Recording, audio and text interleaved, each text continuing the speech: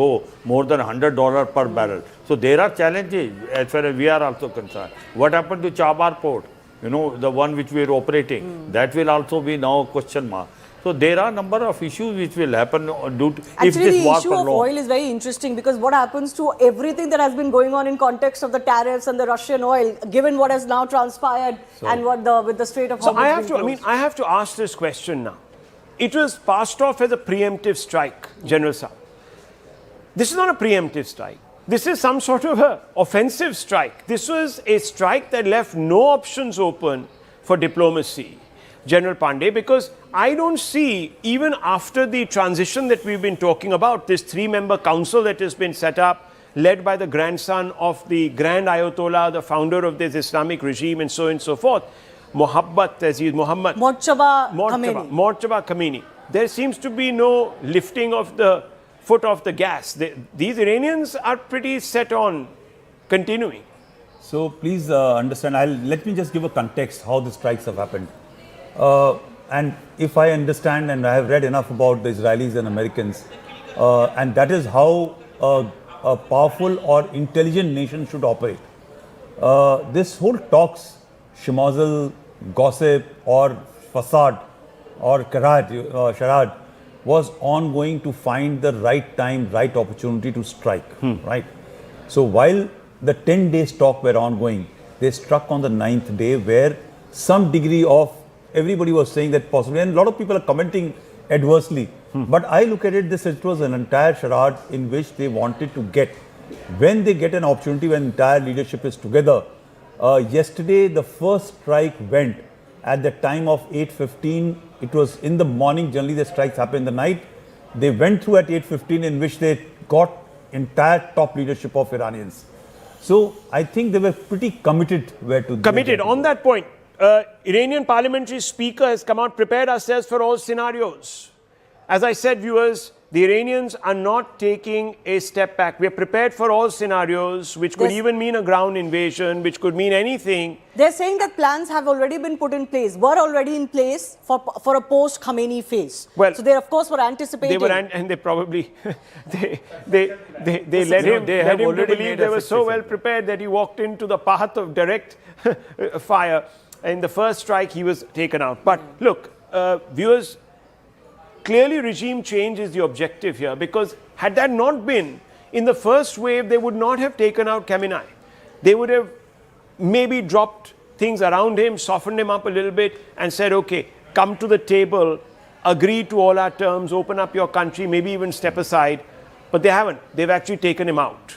You know, the problem is that when US is talking about regime change, there is not possibility of regime change until there are ground troops which goes there. Yeah. Boots on ground is very important. Now when you have such a head, there can be regime collapse. Someone else will take on. There is a succession plan. So thinking that the government which will come... You might carry out a decapitation strike in the hope that others who are more amenable to you. I'm not saying in the classical sense that you are there to guide a process like you were in Iraq. But General Pandey, this is a political choice. I'm just talking about not a military choice. This is a political choice. This is a political attack which has been given the gleam of something bigger.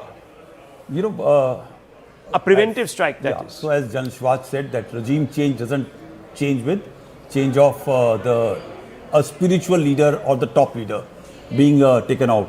There is a whole structure, there is a whole system which is in place.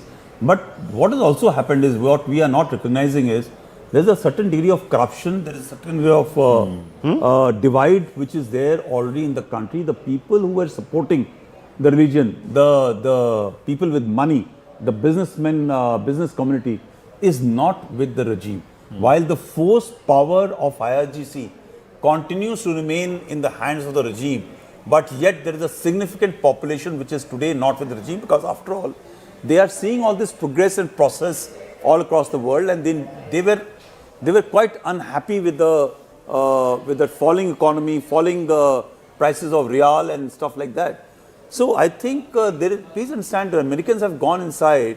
They will have a plan. If the plan was to leave the region into chaos, there has to be a strategic outcome out of it, which you can debate and talk about later. Yeah. But today I think the the regime still continues to be in place, but I For think how there's long? a fracture inside which will ensure But that. can I just say that there are two moral standpoints from which Donald Trump has justified these strikes, quote-unquote preemptive strikes that Rahul was talking about. One is he said this was protecting American lives because he has told his domestic constituency at least that Iran was, planning weapons against USA, whether those are missiles or nuclear weapons, etc. The second moral standpoint that here it Donald is, Trump U.S. has Embassy. provided. U.S. Embassy, this is in Baghdad that seems to have been attacked. This is pictures coming out from Baghdad on the ground. This is what we are being told. This is a handle called Naya for Iraq that has put it out. You can see bulldozers. There is a overrunning of the US facility there. These are big pictures, dramatic pictures, sympathizers. Perhaps these might even be Shias, I don't know. But there is clearly an attempt to overrun the US embassy. Now, I do believe that some of the US personnel had been evacuated from Iraq a few days ago, but I'm not sure if that was possible. What is going on here? Clearly US assets here in the Middle East under attack. And is it possible, General Pandey, that we might see this being replicated in other parts of the Gulf? At least in 2 or 3, it may not. Maybe not in Saudi Arabia, may not be in Dubai, but other areas. No, it will happen in Dubai, it will happen everywhere, right? We have not even seen 24 hours have not passed. Actually, barely 24 hours have been passed. You will start seeing proxy elements coming out in support who are hardline. You have taken out the most important person of the Shia community, and that is the Ayatollah, right? Everybody prays to him, everybody looks at him. There will be fringe elements, not fringe elements, there will be organized elements who will carry out, if not symbolic, if not proper attacks, surely symbolic attacks, which will happen. And I think in anticipation, if you recall about 2 months or 3 months back, the entire Iraq base where 25,000 troops were positioned were taken out, right? So they have diminished, they have reduced the footprint of US presence all over the Gulf to ensure that they don't get hit when such a situation comes up. So these are all indicators towards what is going to happen eventually. And I'm sure they have got enough capacities. Hezbollah, Hamas, Houthis and other Shia terrorist groups have got capacity to carry out strike. How effective they will be, it is only the time will tell. But yes, there are going to be collaterals which are going to happen, not only to US citizens, but also to the Gulf entities and other countries in the region. The another point is, as far as wherever there is a more Shia population, why it is happening in Iraq? Iran has about 55 to 60% Shia population. For Shia population, Ayatollah al-Khamenei was a religious and supreme leader. So wherever it is a Shia population, you will find such sort of action taking place by these certain proxy groups. And how much they will be affected, time will only tell. It can start in Syria also. It has started now in Iraq. But I think in Sunni-dominated countries like Saudi, UAE, Oman, Bahrain, there the chances of such thing happening are very, very less compared to where there is a more population of Shia. Yeah. The visuals, of course, speak for themselves here, Rahul. As far as that US base in Iraq is concerned, there is this Iraqi resistance, that we've mentioned earlier as well, that was trying to, of course, get into this conflict. It is a Shia-backed Iraqi resistance, isn't it? Backed by the Iraqi I'm trying to get hold of voices now. We need to connect to people in Bahrain, in the UAE. Lots of Indians living there. I want to find out really what's happening. What are they perceiving on the ground? Are they safe? Are they not safe? Let's get that connection going. But here it is, viewers. Dramatic visuals now coming in from the center of Baghdad, the US Embassy there. We're going to try and pull out a map and show you where the US Embassy is exactly in Baghdad in just a few moments. But these are visuals, dramatic scenes. This is the beginning of a pushback at a popular citizen level. I don't know if these are ordinary citizens or if this is the resistance, if these are people, but certainly they don't look like militia. They could be plain clothes, I don't know, but they certainly don't look like militia. These are people who've taken JCBs and they're trying to overrun a facility there. Whether there are people inside or not, we don't know. But Thousands and thousands of people. There are explosions. There are all sorts of things happening. Possibly gunshots being heard here. Yeah, so we don't know if this is just a part of an exercise to overwhelm and show others and rouse others around the Gulf that, look, this is what we need to be doing. We are being overrun by Americans. We are being overrun by the so-called Zionists. So there is all of this. And there is also a new warning that has come out from Trump. US President Trump says we'll hit Iran with a force that has never been seen before. Let's go straight across to Siddhant. Siddhant, what can you tell us? Well, that's right, Rahul. So it's a message from President Trump, because there have been several warnings coming from Iran. In fact, Iran is threatening countries in West Asia of retaliatory strikes, and the warnings came from IRGC and several other high-ranking officials from Iran. And now this is the response coming from President Trump. President Trump writes on Truth Social that if they do, we will hit them with a force that has never been seen before. So it's the first response coming from President Trump after Iran threatening of retaliatory strikes on the countries in the West Asia and the US assets in the region. So what exactly is the statement saying? Can you read out this statement to us for the benefit of our viewers? Yes, that's right. So Rahul, President Trump writes on Truth Social that Iran just started, that they are going to hit very hard today, harder than they ever hit before. They better do not do that. However, because if they do, we will hit them with a force that has never been seen before. Thank you for your attention to this matter, President Donald J. Trump. So first why response coming from President Trump. Okay, so why is Trump now suddenly sending out this message? Because earlier he was saying, just about 1 hour back, I think, and let's just bring out those two messages and put them side by side. 1 hour back, he says, it's over. We've softened these people up. He said it's going to be easier to It's now going talk to be easier. to the Iranians. Now he's or suddenly negotiate with using them. a threatening tone. So is he coercing General Pandey, or is he suddenly realizing that this is now taking a nasty edge? Maybe they've underestimated. I'm quite sure they know that it's going to take a nasty turn. But these are all public posturing. So Iranian foreign minister, the parliamentary minister, the new leadership is going to talk about how they are going to hit back and strike back. And that means they are under control, the regime change is taking place, the new leadership is coming. And similarly on the other side, the Americans and the Israelis are going to talk about differently that in case you retaliate, we are going to come after you. This is all posturing to ensure that everybody comes up, somebody has to cede the ground. Actually, and the first statement which came out by Trump regarding they have been softened up and there is a scope for talk now to reach out. These are all addressing two segments of population. One segment of population is in Iran, which wants the change of regime, and therefore they need to talk, and we should not go ahead with continued retaliation and stuff like that. Right now, please understand that while the Shia groups will come out onto the streets and carry out certain degree of strikes, but there is an element which Americans control and they are not talked of very often, and that is ISIS. So let me... Right. ISIS. When ISIS is going to be unleashed against the Shia community, wow, that is the time when...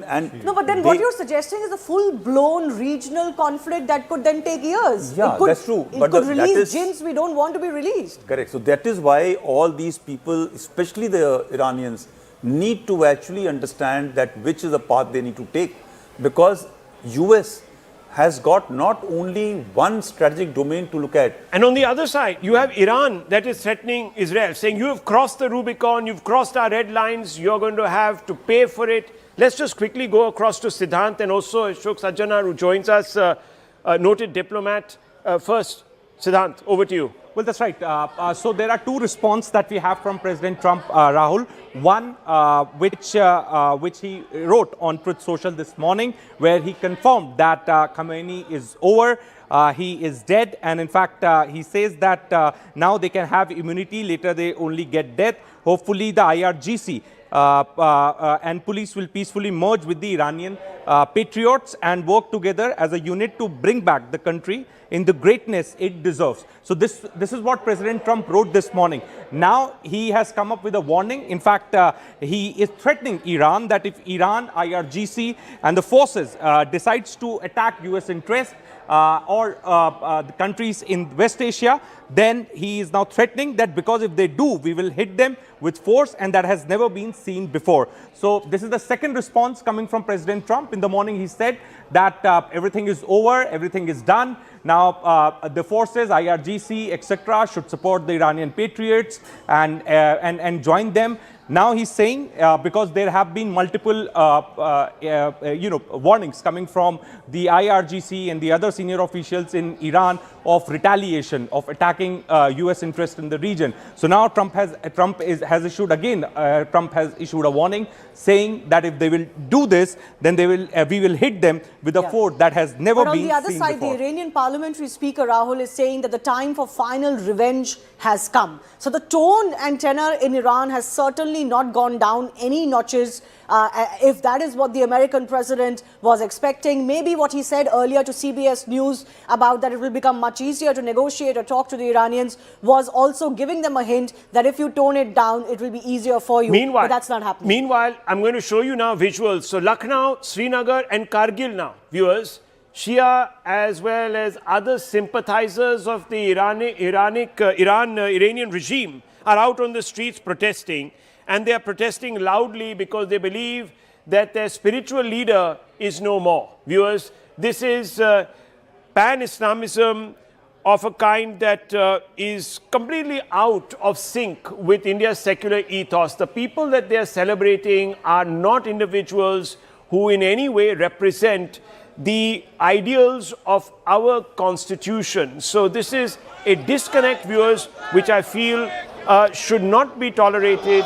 These protests should be actually controlled, shut down, because the last thing we want is a restive population here that is trying to milk this for political gain and create instability in our country. This should be stopped. This should be post-haste put an end to. All of these are pictures now coming from different centers. So you have Kargil, you have Srinagar, you have Lucknow, you have all these centers. General Pandey, what is going on? This is ridiculous. These people are men and who are women out, wailing with the pictures women who are wailing here are the same women who in Iran were butchered, massacred for standing up for basic rights. What is going on?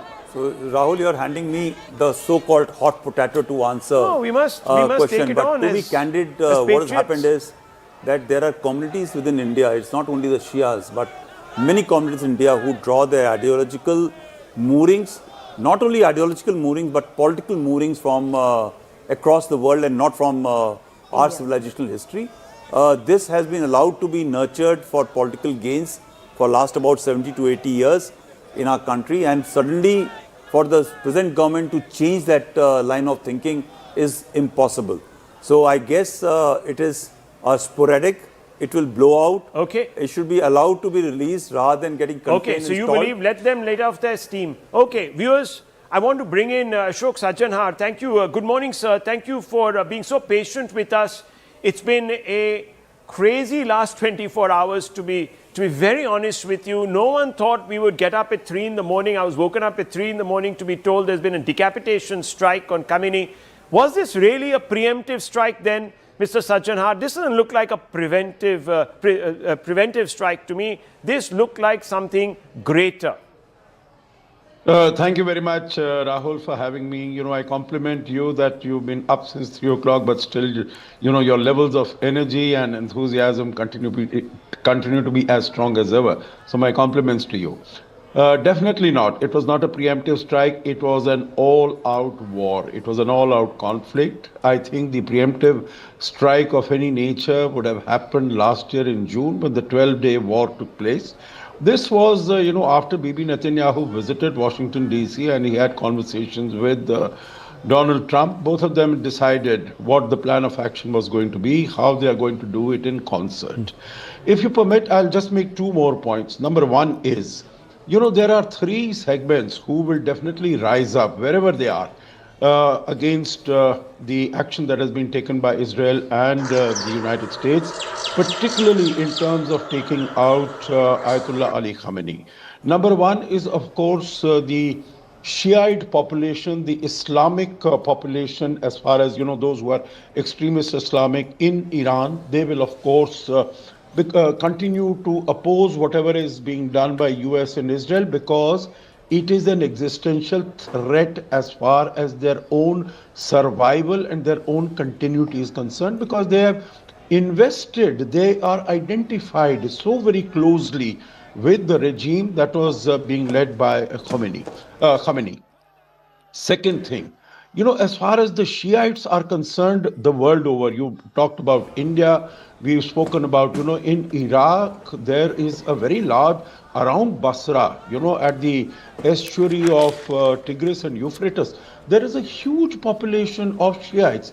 And that is why you remember even in the Iran-Iraq war that took place from 1979, etc., there was a lot of support for Iran even from those sections of Iraq. So wherever they are, whether it is in Iraq or they are in Bahrain, mind you, there is a significant population of Shiites in Bahrain also. So they will definitely rise up because their supreme leader has been taken out. The third element is the elements of the axis of resistance that have been there, that have been set up by by Iran, whether it is in the Houthis, whether it is the Hamas, whether it is the Hezbollah, or it is in elements of Syria, in Iraq, they will also rise up. So I think we should be quite prepared for that. I'm sure Israel and the United States would have been quite prepared for that, and they will deal with it appropriately. These are sort of, just the changes that are taking place. Now, what Mr. Trump might have expected, that his exhortation to the people in Iran to rise up, but they need a leader who they can come behind, but there is no leader. So that is why if you have no plan for the day after, the situation is bound to be messy. And this is what I had mentioned on your channel yesterday, that this is what we can expect. There is going to be very messy things happening in Iran. Rahul. So viewers, we have a situation now where this is beginning to spread further afield. Now, we're also being told that there are air raid sirens as we speak being sounded in Tel Aviv, and clearly there is a pushback also happening. So we are not only seeing attacks in the UAE and in other geographies of the Gulf, specifically in Doha, etc., but we're also seeing a pushback by Iran over Tel Aviv. And air raid sirens, you can beginning to hear them. Friends, you can hear them in the background. Those are being sounded across Tel Aviv. And we just were speaking with George a few minutes back, whose daughters are in Tel Aviv, and they are still in the bunkers. They are right down there. Sanjay Suri, our man in Tel Aviv, is also in a bunker. We're going to be connecting with him very soon, in another 20 minutes or so, when things become a little calmer there. Right now, all communications cut off. But these are the pictures that we're getting from different parts of the Gulf. And Tom Cooper is here with us. Adrian Fontanellas is here with us. Both of them are military historians, experts. They know this game inside out. So, Tom, what are we seeing? Why are we seeing these geographies being struck? I mean, look at these. These are drone attacks, we're being told. They're causing a bit of damage. Is this psychological damage more than physical damage, or is it both? And why are these areas being targeted? What we actually see is just a little bit of what is going on. We see perhaps one or two drones here and there, while actually there are dozens of drones. We see perhaps one or two missiles coming down, while actually there are dozens of missiles, but many are shot down before they reach their targets.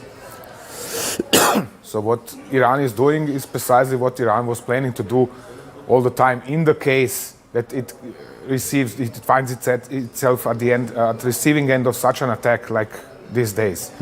It means for Iranian leadership, all the red lines have been crossed, which is granting Iran the right to strike back with all means at its hands. And this is primarily missiles and UAVs. Therefore, it's now striking on all the countries housing US bases within its reach. It was working, for example, even on a missile to strike Diego Garcia. It hasn't got such a missile, therefore it's striking over shorter ranges. And what is easier to hit for Iran, but US bases or countries housing US military forces within the Persian Gulf, for example, and the Gulf of Oman. So let's have a look at the map here. I'm not an expert at this, but just have a look at this. This is where Iran is, Adrian. Yes. And General Pandey, both have a look. This is the Gulf we're talking about. This is the Strait of Hormuz. At some points, it's only 20 miles wide. It's shallow also at some points. It's the mouth of the Strait of Hormuz. All of this has been according to reports that have come in, blocked off by Iran. And over VHS, they announced VHF frequency, they announced to everybody to keep clear. No ships are coming in and out. Yet Iran is being able to target some of these bases which are in these areas, the US bases. How can they be doing this when it is presumed that the US bases would be well guarded? It is an excellent question. I can explain it very, very easily.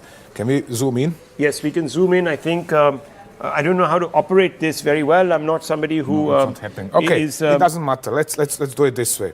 Yeah. If we pay attention at the Iranian geography, there are tall mountain chains, for example, along the coast, which means that the Iranians can hide their missiles behind these mountains from the view of the Americans, of the Israelis. Which means, in order to find them, the Americans have to send UAVs over Iran, which are then shot down by Iranian air defenses. And there are already reports about shooting down several UAVs. So you're saying that these guys here, the Americans will send UAVs across here to find out where some of the offensive capabilities of Iran are. Exactly. Right. On the other hand, the Persian Gulf is so narrow that when you are flying along this side, let's say at 10 or 12,000 meters, you can see all of Iran on the other side and the other way around. So whoever is flying, there are also Iranian UAVs operating over the Persian Gulf, sees what is going on the other side. So it's easy to target each other for both of them. The question is, how long can Iranians hide their missiles or missile launchers and continue striking, continue firing them at targets of their preference? So what we've done also, and we're going to pull out those maps and we're going to project them. And Adrian, I want your view on this. We're going to put out that map of where Iran has been targeting these Gulf nations. We're going to put that map out in just a few moments. The director is going to do that. These are the pictures now coming out of Bahrain and so forth. And there it is. Adrian, what are we seeing here? Why are countries like Qatar, Kuwait, and of course Israel is back here, so it's obviously being hit, and this is we're talking about Iraq and Syria, so these are geographies that are being crossed. How is all of this happening when you would expect the US fleet, which is somewhere off the coast of here, there, as well as the Eastern Mediterranean, and Eastern Mediterranean, not being able to intercept all of this? Okay. So I would expect it to be to me a matter of size of salvos fired by the Iranian. Since yesterday, because it is important to make a distinction as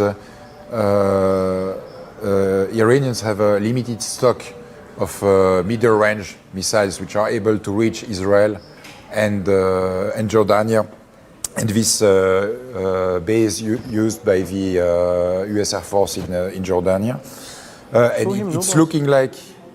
it's looking like since yesterday that the Iranians are firing continuous salvos or a limited number of ballistic missiles, but all the time, probably in order to force the Israeli and American to expand their long-range anti-ballistic missiles interceptors. And now we are seeing that some of the Iranian missiles are coming through, striking Israel, and there was some impact in this airbase in Jordania too.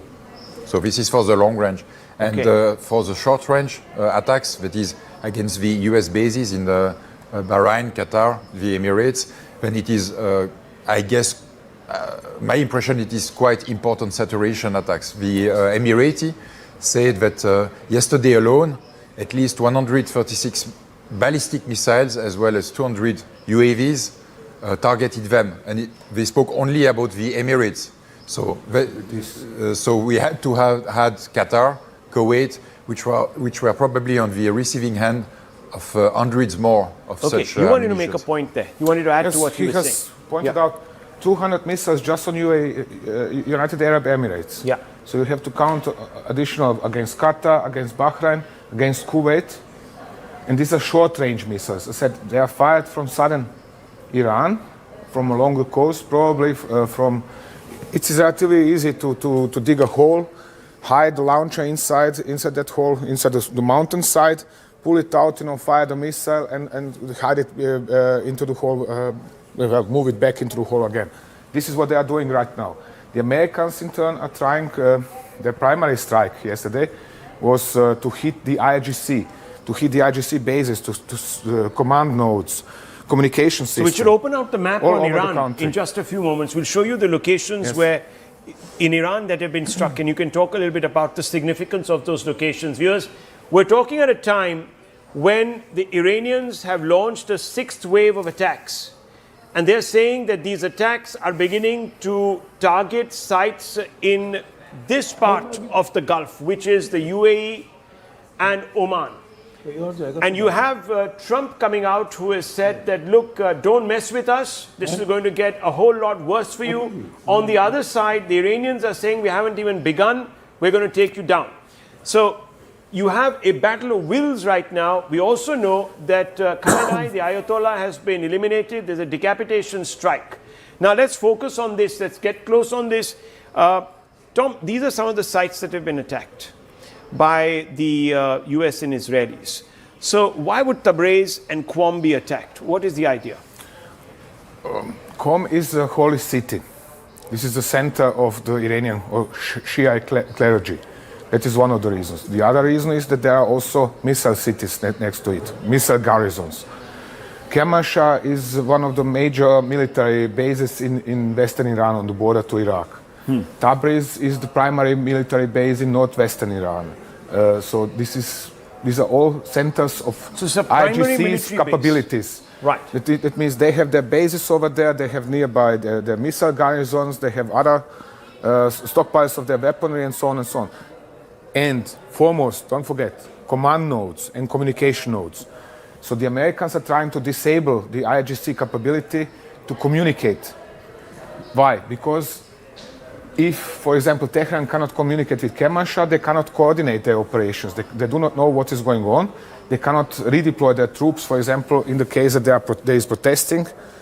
So the Americans are trying to disable this ability of the regime to react. The same for Tabriz, for Esfahan, for Natanz.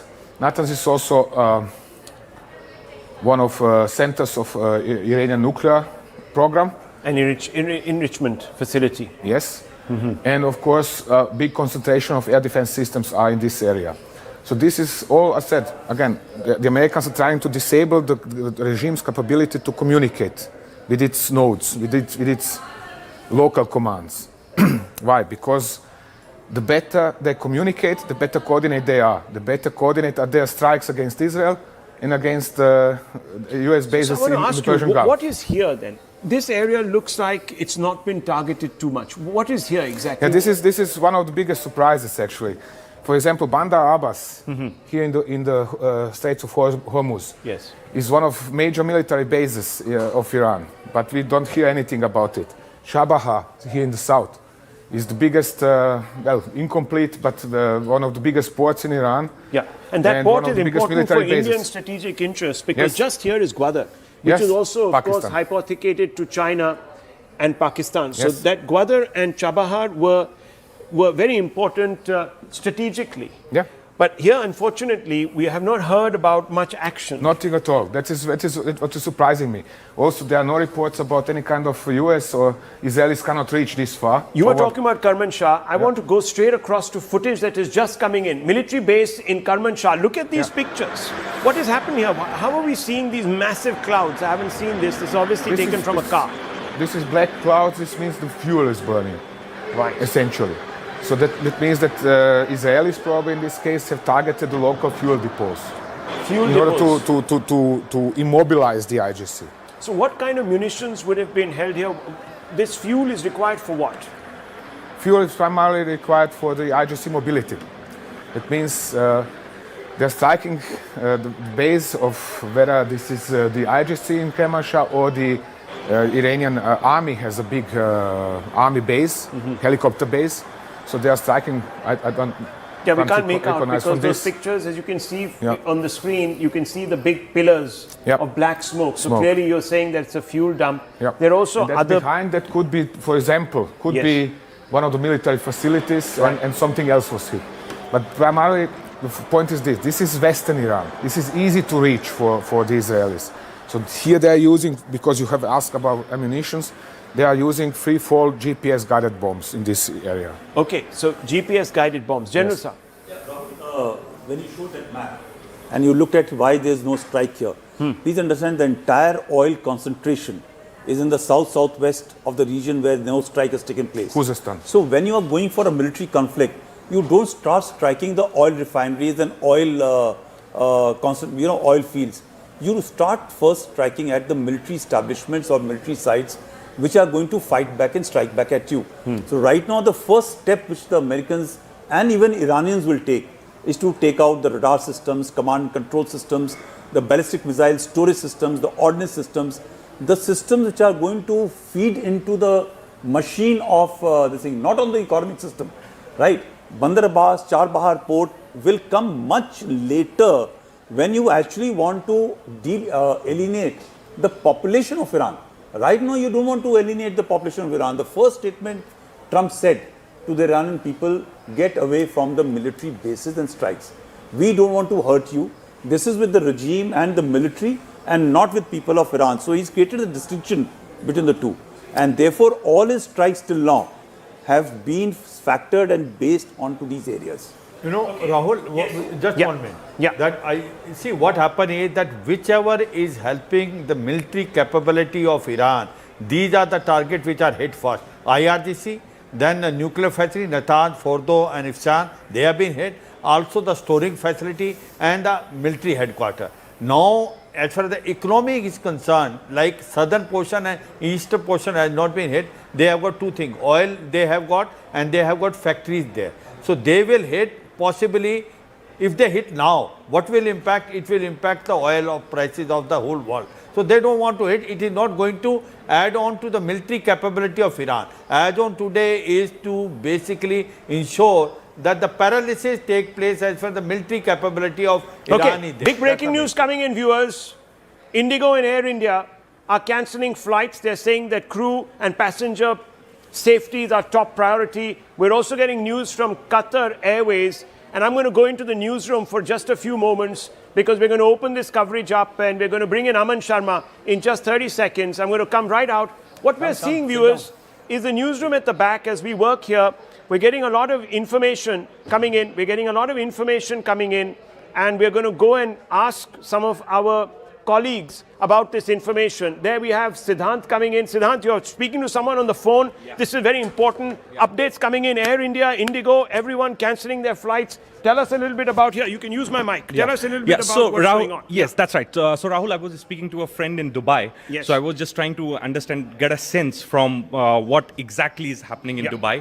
So what I was told is that Interceptor actually fell at Dubai airport yesterday. Wow. So it was not a missile, Iranian missile, but air defense interceptor fell at the airport. So in a way, they did manage to stop the Iranian missile to hit the airport.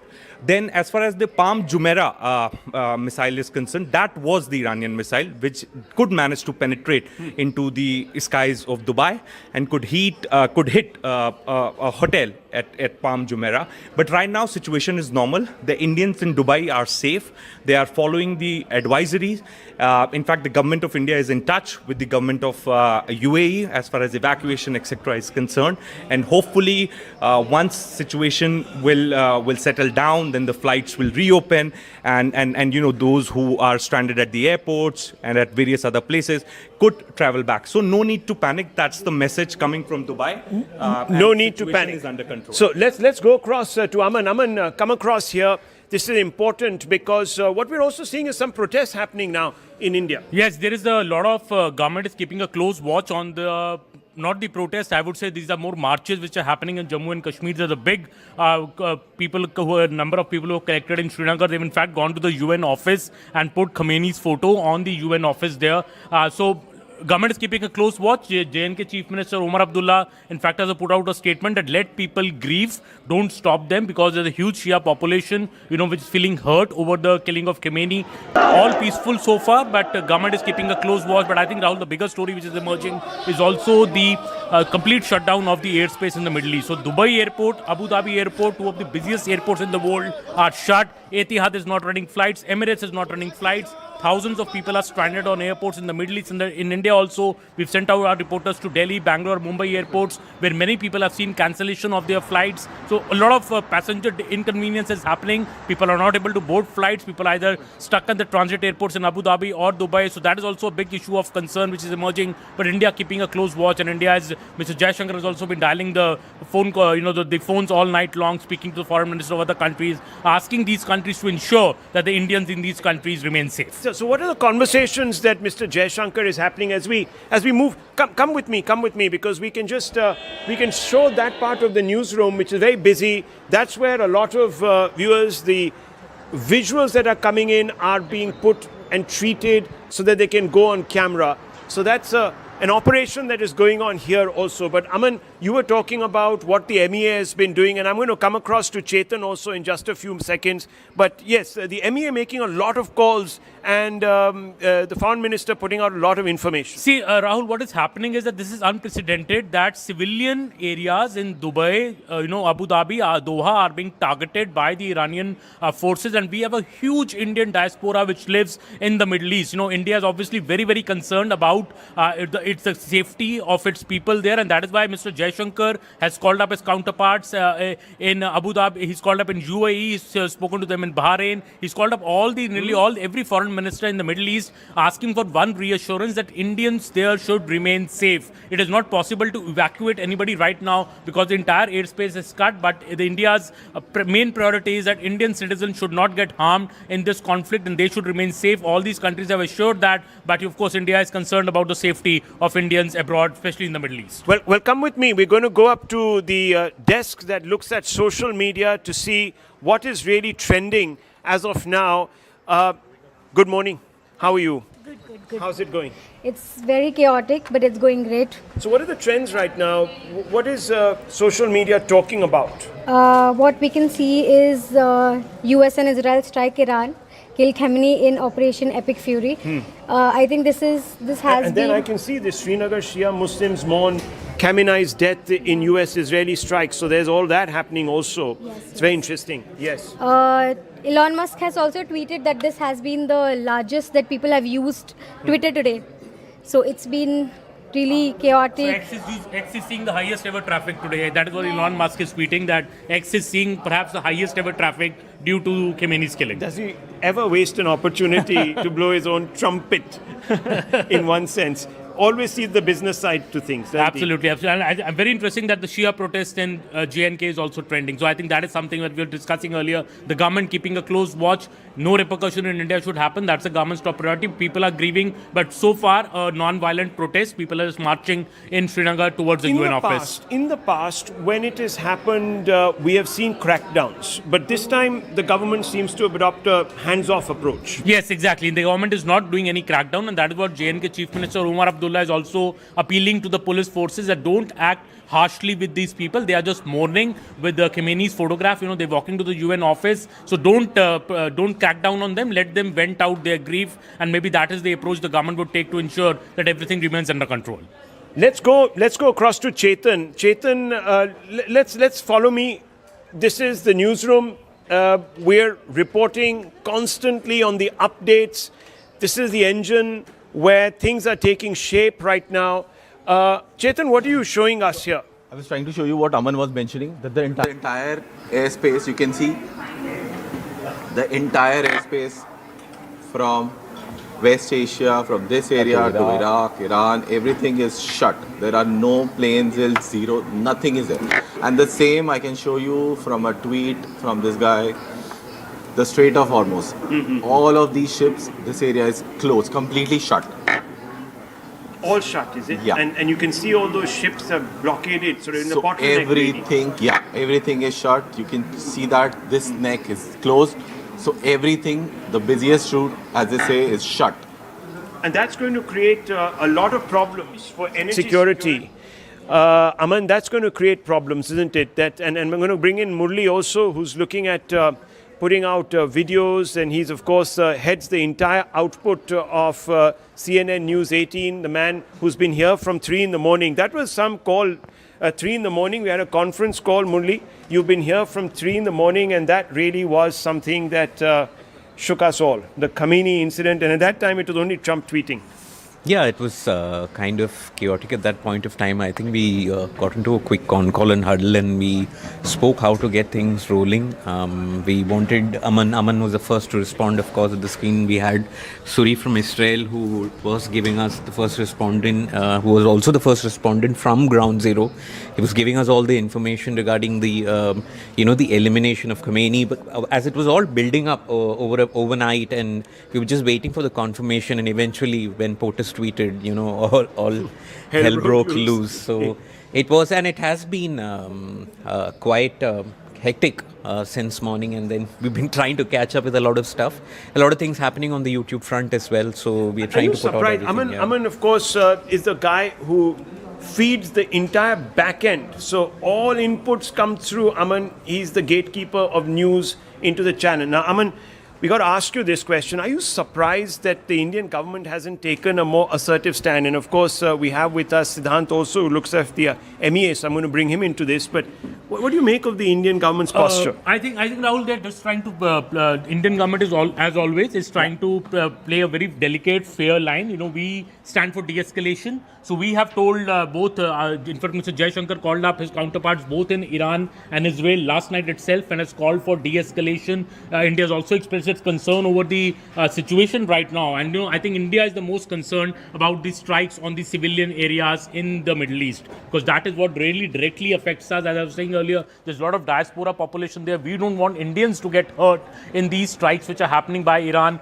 We all expected that Iran only will be attacking the defense installations, the US bases in the Middle East, but I think Iran has gone a bit further, a lot further. Is it the case that Iran is turning rogue because their top leader has been killed? I know nobody really is in control and they're attacking airports. So, Rahul, it's very surprising that they have attacked the Doha airport, they've attacked the Kuwait airport, they have attacked the Dubai airport. Dubai airport, in fact, saw the biggest explosion just a while back. So why is Iran attacking airports is a very, very perplexing thing. Do they want to cripple the aviation sector in this entire region? Because that will also, all the major players, be it Etihad, be it Emirates, all these major world players. If you shut down Dubai airport, Rahul, it's the busiest airport in the world. You're effectively shutting down aviation in nearly half of the globe, because that's a major transit airport. So I think these strikes, that aspect I think has taken us by surprise, because we never expected. Last evening we were talking about that, they will attack the US bases, but now I think that it's expanding even further, and God forbid if the NATO gets involved in this. Breaking news coming in. Fresh explosions have been heard in Dubai, and that means, viewers, that this crisis is deepening and widening as we speak, because there is no let up. We were just showing you how the Strait of Hormuz. Let's go back into the studio to look at the big visuals there. We're going to go back into the studio. This is the newsroom, viewers, and I'm going to go straight to Tom Cooper and get a sense really of what is happening. General Pandey is there with us. You can see them in the background there. General Sivach is there with us. Adrian Fontanellas is there with us. We're all trying to cover this. Let's go in very quickly. Big breaking news coming in now, viewers. Dubai hit once more. So this would be the 7th or 8th wave, and Dubai bearing the brunt. And we've shown you how Dubai is really just across from the Strait of Hormuz, from the coast there of Iran, and it's easy to target them. And they obviously are in the direct line of fire. Lots of Indians there. The airspace shut. We just showed you all of that. I want to go straight across to Tom Cooper and General Pandey to get a quick update from them on how this is going to play out. So, Tom, this is looking a little more intense than we thought yesterday, because these Gulf nations are pounding, and they're small, they're tiny. This city was part of a big transformation to move away from the oil economy, to move away into the services economy, to move into the AI and technical economy. And if these engines, these were the tigers of the Gulf, the new tigers economies of the Gulf, if they're beginning to take a pounding, this is going to have a new implication, isn't it? Oh, obviously, yes.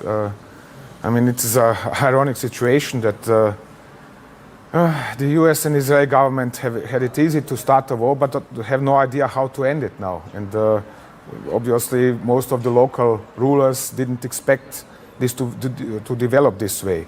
Therefore, they have granted bases to US forces. And of course, now they are at the receiving end of Iranian retaliation. This is, from my point of view, absolutely logical and to expect. But apparently, nobody over there expected it. So the question is, how responsible are they for defense of their own states? Why ignoring what is obvious? Why not taking care to protect the people who are living and working to there? sort of widen the theater, stretch the capacities of Israel and the US to try? They do not care. They do not care. They do not care because they have their own aims. One of these was to start this war. And what happens after, they are going to blame somebody else. So are you saying to me that the regime there is so pushed back to the wall that they are prepared to go the extra yard, even alienate? They have always said so. They had always said so. This was never a secret. That if they have their own red lines, the Iranian regime, and they say, they have always clearly said, if you attack us in this fashion, like Israel and United States have now done, then they are going to retaliate precisely in this fashion. That was never in any way a secret, because the IRGC was always publishing Okay, so we're just hearing that Iran's temporary leadership council is going to be formed today. So General Pandey, I have to ask you, and I'm going to bring in Adrian also, and General Sivach. General Pandey, we knew that the Iranians were not going to give up as easily as perhaps the Venezuelans or even the Pakistanis did, to be honest, during Operation Sindoor. So we knew that. Now, are you surprised that these individual Gulf states have been caught so flat-footed? This is damaging optics. This is also going to shake public resolve, and it could also turn public opinion. After all, there is, to some degree, a pan-Islamic brotherhood. And we've seen what is happening in Baghdad on the ground there, where the US assets are being overrun, the US embassy has been overrun. Yeah, okay. I will not like to call it as overrun, but yes, they have been targeted. I think the Gulf countries had thought that in case they don't allow their airspace or bases to fire missiles or carry out operations against Iran, they will be left untouched. Unfortunately, I think, and I disagree with my fellow panelists on this, that this is a strategic biggest blunder which Iran has done. While they have an affinity in terms of Islam in the region, but larger number of people have understood that they can't continue to live off the oil economy, they cannot continue to live off the petrodollars, and there is a requirement to move away to a well-integrated modern systems which was drawing the world towards these few countries like the Gulf countries like in Doha, in Dubai. And there was a transformation which was taking. While I am sure the leadership in these countries were well aware that the environment is not secure, but they have sold the pitch. And if you recall, even in India, the communities were saying that it's far safer to go to Dubai in terms of not only investment, but in terms of street violence, in terms of safety of women and but men. now all of that is going to be sort of up in the air. Absolutely. People are going to be sort of looking over their shoulders. This unpredictability, who was instability. not happy about what was happening in the Gulf country? There was only one element which was not happy, and that was Iran.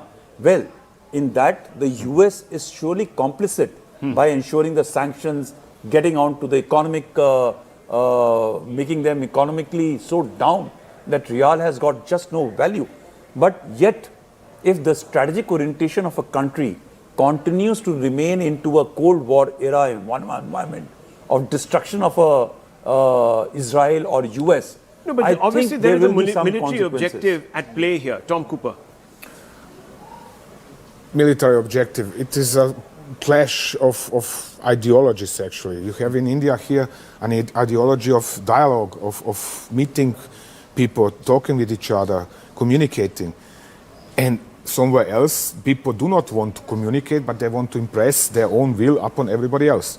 And this is the system over there. We have actually one dictatorship in Iran facing 6 or 7 dictatorships in Gulf Arab states, plus de facto dictatorships in the United States and Israel now. So nobody of them is particularly nice or friendly or some great guys or whatever. So Shivani, what's the latest coming in? Yes, of course, as far as the aftermath of these strikes is concerned, we are seeing large-scale disruptions in air travel. So not just in India, where a lot of flights to and from Middle East, and obviously those that go across the Middle East, all of those have been either disrupted, cancelled till tomorrow, till March 2 already. Disruptions and cancellations have come in. But you also have a lot of Indians, particularly in the Middle East, who are now stuck in those countries. Many of them were actually trying to fly out till before these strikes happened, and airports have been struck. So therefore, they just cannot fly out right now. Think about the economic costs here. Now look at this footage that is coming on IANS. And Adrian, I'm going to come out to you. Listen, you're going to start hearing, viewers, sirens going off in Tel Aviv.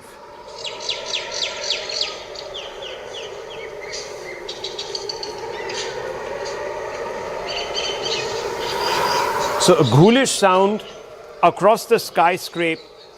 This is what you're hearing if you are on the ground in Tel Aviv. And we were speaking to one of our panelists whose daughters are in a bunker right now. Our own reporter is in a bunker. This is not a one-way war at all. There is obviously a state of emergency in Israel also. How well is Israel prepared to weather this storm? Because I've heard somewhere that they are quite well prepared in the sense of they have a very dense anti-ballistic missiles umbrella with Arrow and David Sling systems. And what is more, last year they managed to have a very limited number of civilian casualties, because almost every recent apartment flat has a protected safe house. So in that sense, they are well protected. However, what is extremely difficult to assess when Israel is on the receiving hand of ballistic missile strikes is that they are never communicating about hits on their military bases and installations or in unpopulated area.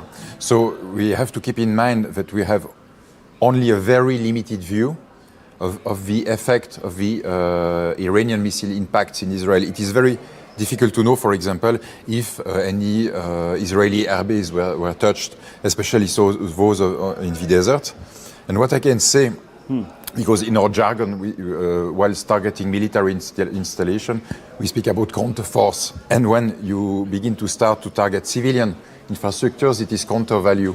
So the indication that we can have is if we are seeing more and more impacts in downtown Tel Aviv, then the Iranians are switching to counter value strikes in the retaliations for Israeli strikes against Tehran. Okay, so let me bring in Sajjanhar. Mr. Sajjanhar, we know that the Israeli government is not very popular.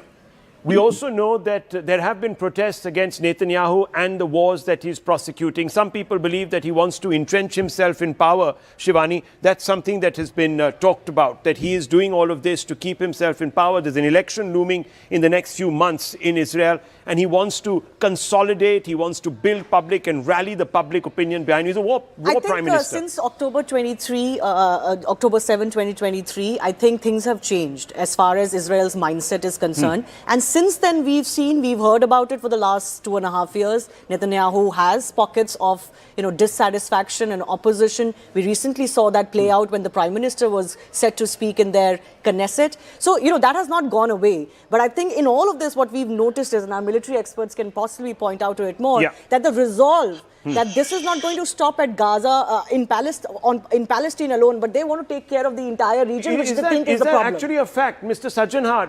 We're coming to you, and I'm really, really thankful to you for being so patient with us. We've got a lot of inputs and a lot of ground to constantly cover. Larijani says US-Israel seek to denigrate Iran, and we are not giving up. And just a short while back, we were being told by Trump that he softened up the Iranian leadership enough for them now to be amenable. It looks as if we can actually have a conversation. He's looking for an off-ramp. It's not coming. Mr. Sajjanhar. Yeah, thank you very much, Rahul, for getting back to me. So let me make 2 points here. Number one, what you've been discussing in terms of the fact that Iran has been going out and hitting out at UAE, at Dubai and all the other places. In my view, Iran is hitting, shooting itself in the foot by doing this. Because the understanding was earlier that when this conflict starts, and Iran had threatened that the American bases in the region are going to be hit. So it was not that, indiscriminate shooting, indiscriminate firing at even civilian populated places and marketplaces and hotels will be undertaken by Iran. So the fact that it has gone out, I think it is behaving really like a wounded animal. It has been hurt. It has been hurt so badly. In my view, there is no planning in what it is doing. It is lashing out indiscriminately wherever it can. But I think we also need to keep in mind, Rahul, that Iran has been really a pariah state as far as this region is concerned for much of the 47 years. It's only the last few years, 5, 6, 7 years, that relations have started mellowing, relations have started improving between Iran and Saudi Arabia, Iran and the United Arab Emirates, etc. And by acting like this, it is again taking itself back out of the relationship that had come. The second point here is, I don't think there is going to be any softening as far as the current regime, the question you asked, current regime in Iran is concerned, because they owe their existence to the infrastructure that has been created by the Islamic Republic. First Imam Khomeini and now Ayatollah Ali Khamenei. So I don't think that they will find any takers, unlike Venezuela, who are willing to work with them. The day after what Israel and US have done, they will have to look for a new leadership. Now, they don't seem to be very convinced that Reza Pahlavi, the son of the former Shah, that he fits the bill. But then they'll really have to come up with another leadership. This leadership is not going to cooperate with him. Having been in Iran in the earlier years of the establishment of the revolution in the early 80s and till recently, I know that those people are inveterately opposed to anything coming from Israel and the United States. Even today, you hear chants of Marg bar America, Marg bar Israel, that is death to America. And they call America Shaitane Buzurg, the big devil, and Shaitane Kuchek, that is Israel, that is the small devil. So, they are not going to compromise. You don't think so? You don't think, Mr. Sajanhar, that you're going to see some pragmatists and realists coming now into power, seeing that, look, we could be the next Gaza. You could turn Tehran into Berlin of the World War, of the Second World War. It could be completely reduced to rubble. Do you not see these people sort of realizing that this is a one-way street to Armageddon? No, they don't. You see, you must also understand, Rahul, in Shiaism, martyrdom is a very big objective. Being martyred to the cause is something that you aspire for. And that is why you will not find any one of them backing out. You have to look at the ideology also. They are not rational people so that, okay, fine, this is the end of the road and I can make a turn. No, as far as they are concerned, they will much rather prefer to be martyred to the cause rather than change their stance. Okay, what are we seeing behind me, viewers? What are we seeing behind me? We are seeing Sentcom releasing the first pictures of the 24 hours of Operation Epic Fury. This is what we're seeing. We're going to be speaking to Tom and we're going to be speaking to others to get a sense of what these pictures are, from where they could be taken. Tom, what do you think? These are pictures of batteries, launchers, a battleship, a warplane. What is all this? This is a lot of nice boys' toys, but can you put it in perspective for us? Yeah. You want to come out here? You want to come out here? This is a runway. Which one of these battleships are these? Where are these positioned, and so on and so forth? For example, this is the HIMARS. This is Phalanx, and you can see a cruise missile launching. This is an F-15. This is a strike on Iranian. I guess it is a launcher. Landing of an F-35. These are guided missiles, and this is aircraft carrier Abraham Lincoln. helicopter, HIMARS again. This is also HIMARS.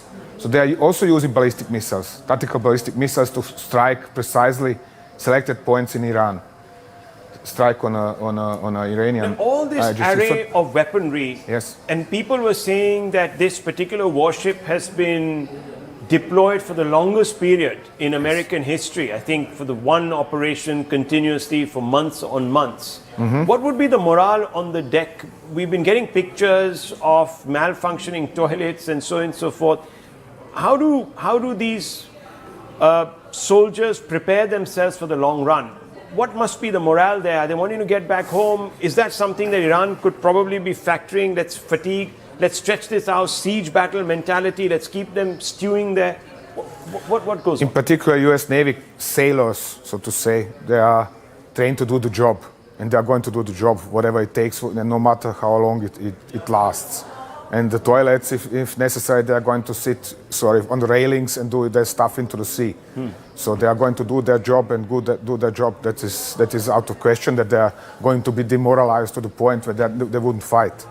So what has the US deployed now in its offensive capacities? Take us through some of the weapon systems that the US is deploying to try and knock out Iran and degrade the defenses of Iran to the point where perhaps the Iranian regime surrenders. Could I have a map of Middle East, please, show? Yes, we're going to show a map of the Middle East right now. Can we just bring out that map and we're going to talk over that map. But these are the first pictures from Sentcom viewers of the operation. So 24 hours of what the Americans have been doing. They've shown how all the panoply of weapons that they have deployed are being used. Here it is, the map. So, for example, we have, here is Israel. Yes. And here is Jordan. Yeah. There's a huge base in Jordan. Yeah. Named Consulate, where there are something like 50 US combat aircraft, US Air Force. Right. They are flying strikes together with the Israelis, usually via Syria, via Iraq, against targets in western, northwestern Iran. Then we have in Saudi Arabia one air base with B-52s and tankers. Tanker aircraft are flying up here to support incoming airstrikes from Israel and from Jordan and refuel them so they can accelerate and launch air-launched ballistic missiles deep into Iran to strike the Tehran area. Then we have other smaller bases, like for example in Qatar, in Bahrain and United Arab Emirates, where there are lighter tactical aircraft of the US Air Force. They are flying strikes against IRGC command nodes and command and control centers in southern Iran. Then we have one aircraft carrier in the Gulf of Oman, which is flying its own airstrikes against targets also in the Persian Gulf, the Strait of Hormuz. We have another aircraft carrier in the eastern Mediterranean. It's probably going to pass the Suez Canal, Red Sea, and then move up here over the time. So you don't see this staying there? No, because the range is very, very long. And the longer the range, the more tanker aircraft they need. So if it moves down here, it's closer to Iran to strike. Eventually they are going to try to neutralize the Iranian air defenses and missile capabilities to the degree where they can move their ships really close to the coast. That's the point. And this is what they are trying right now. Destroy the command and communications, destroy the capability to coordinate, and weaken the air defenses to the degree where the aircraft would be free to operate over Iran. So claiming after only 24 hours that they have now control over Western Iran or something else, that is much too early. We have seen this last year in June, didn't happen. General Pandey, what's your assessment of this Sentcom video and the claim? Yeah, so Air dominance over Western Iran, they say. Yeah, but the fact is that Sentcom is the one which is controlling these operations in this region. That's they look after this geographical region as part of operations. And these video pictures which are being released, they may be very well pre-recorded videos which are part of the narrative warfare, which is, I don't see any videos of strikes on them or Israel which is being released by the Israelis, but that's all right. I think it's a part of it's part of our course. But the question which you asked about Ford having been out in the sea for about 240 odd days plus and having been towards Venezuelan waters and this thing. Please understand the machines are deployed till the time they require a long-term repair, right? The repairs which continue at sea are par for the course. Similarly, the soldiers, the sailors, I believe they got about 4,000 to 5,000 sailors and officers on board Ford, which is one of the which is not exactly one of the largest, but which is very important carrier, aircraft carrier. They also rotate. It is not that a sailor who has joined last 2 years has stayed only on sailing with a carrier strike force, remains at the sea. They carry out very frequent turnovers, but more importantly, I think they have a concept of a tour of duty. When they go out to operations, they remain for a pre-designed, pre-designated period of time. They are trained, they are organized, something like what we do. When we go for an operations, we are out for a year off and thereafter we get a break or something like that. I think it should not be a big issue for the sailors no issue at all. Okay, General Sivach. Remember that, Rahul, once you are at sea, you are at war. In the sense, Indian Navy also, when it goes, it does not mean that they are working 24/7, 365 days. Their system. Now remember, the troops which are deployed on line of control, on line of actual control, on high altitude, that does not mean they remain throughout the year there. So there is a system in place. But what we are talking about, the larger picture here in this contest is, now the way the Iran has gone about, which all countries has he hit? He has hit all the countries where there are bases.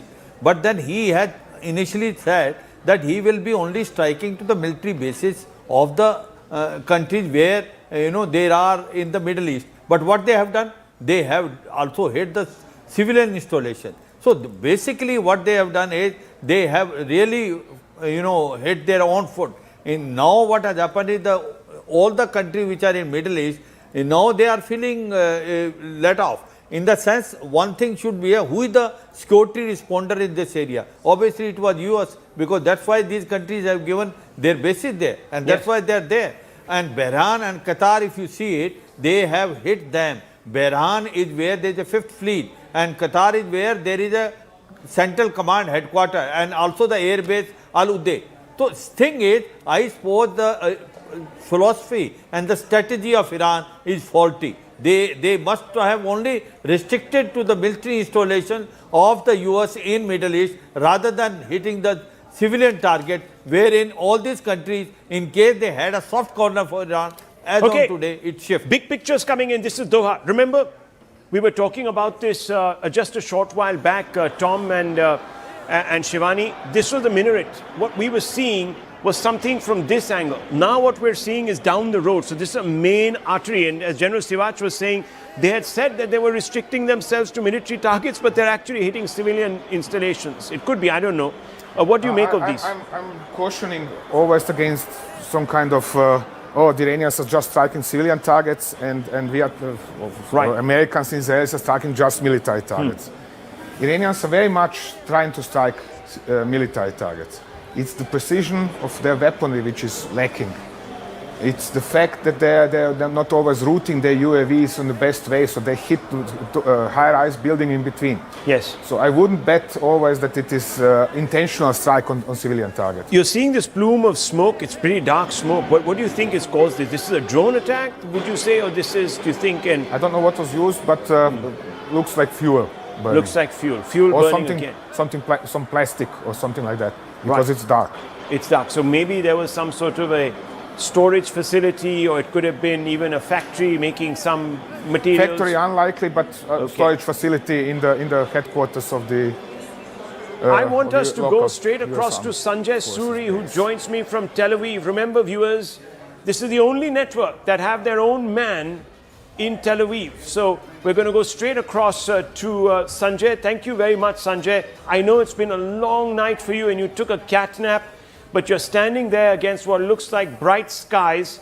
Is it really as tranquil as it looks in your background, or is it true that there are continuous air raid sound sirens that go off every so often? Well, looks can be deceptive, particularly momentary looks. It's not calm here at all. There have been sirens going all night.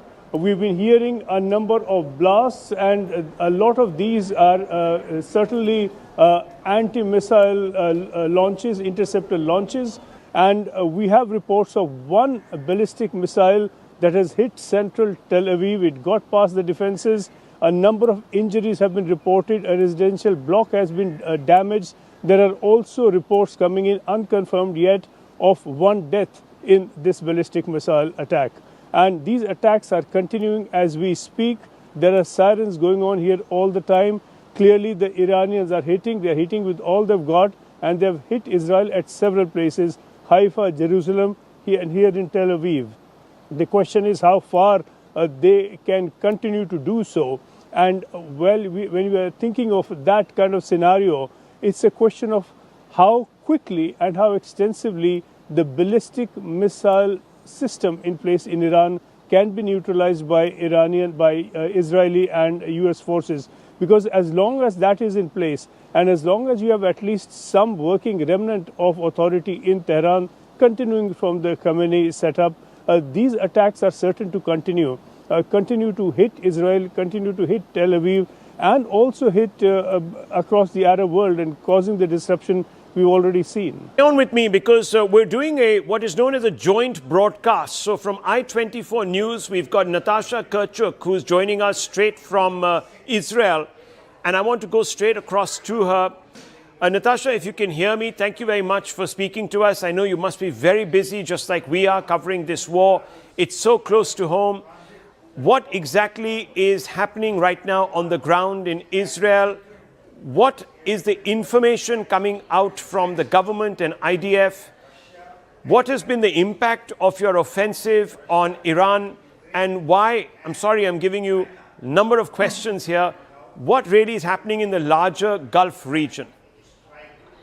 All right, well, a lot to uncover here. I think your correspondent spoke briefly about what took place in Tel Aviv last night. We have been seeing waves, over 300 ballistic missiles fired from the Islamic Republic of Iran towards the state of Israel. So Israelis across the country have essentially been running in and out of bomb shelters over the course of the last 24 hours since those strikes began just after 10:15 a.m. But I think the big news on everybody's minds here, and it's important to keep in mind that, you know, many Israelis have been saying they've been waiting for this moment. It's not that Israelis want to necessarily be sitting in bomb shelters and putting their lives at risk. But, you know, the idea here for Israelis is there's finally a chance to eliminate the so-called head of the snake, the axis of resistance that has been run by the Islamic Republic of Iran. And so, you know, one of the moments where history has really shifted in real time was that announcement last night of the killing of the Iranian Supreme Leader, Ali Khamenei. This is not just the death of a leader, it's a removal of a central pillar of the Islamic Republic of Iran. And, you know, for nearly 4 decades, this was a man who was the ultimate authority in Tehran. You know, the leader above the president, above parliament, above the generals. He had final say over military, over the nuclear program, over foreign policy that has impacted Israelis. And of course, crucially, the Islamic Revolutionary Guard Corps, which is not just a military force, it's an ideological and economic powerhouse that has ultimately been projecting Iranian influence far beyond the borders. So, you know, last night, what we understand from what took place is that there was a precise intelligence-driven strike by the Israelis. About 30 bombs were dropped on the Supreme Leader's compound in Tehran in the opening phase of this joint operation that Israel has been calling Operation Roaring Lion.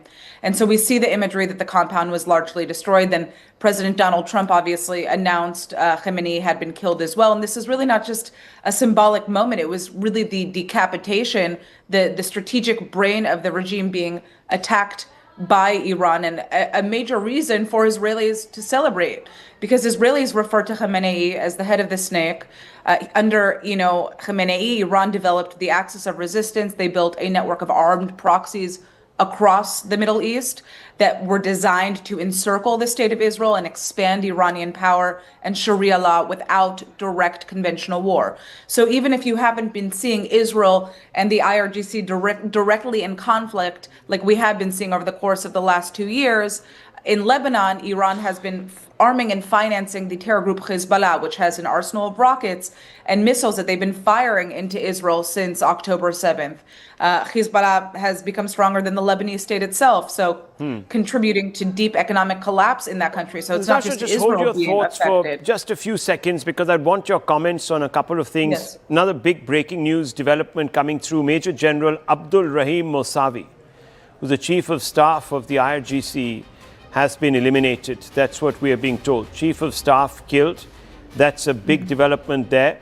It appears that the top leadership of the regime is taking massive hits. So the Israeli and the US action is proving to be extremely effective on the ground as far as creating some sort of hole or vacuum in the decision-making process in Iran. So I want to bring back Natasha and speak to her a little bit about this.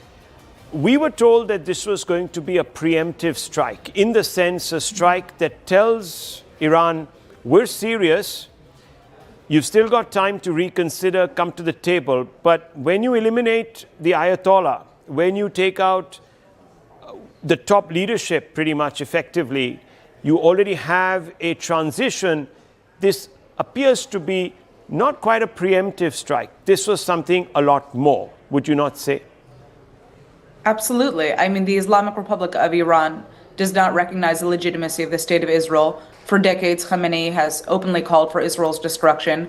This was not just fringe rhetoric that was coming from the Islamic Republic. It was official state doctrine. So, yes, you could say that Israel said this was a preemptive strike. In many ways, it was. We know that the Islamic Republic of Iran has an arsenal of ballistic missiles, has been working to develop a nuclear weapon. One of the main targets is the State of Israel. So yes, in that sense, any strike on Iran is preemptive to the Israelis, which is why you're seeing that very emotional reaction from Israelis about the death of Khamenei and other leadership within the Islamic Republic of Iran. It's fair to say, we understand the reports now that Israel and the United States have been working for months on a plan to essentially topple this regime. Trump said that out loud. The goal, at least from the Americans, has been to topple the regime. The Israelis will continue to say what is the truth and was always the truth, that they do not want Iran to pose a security threat to the Israeli public.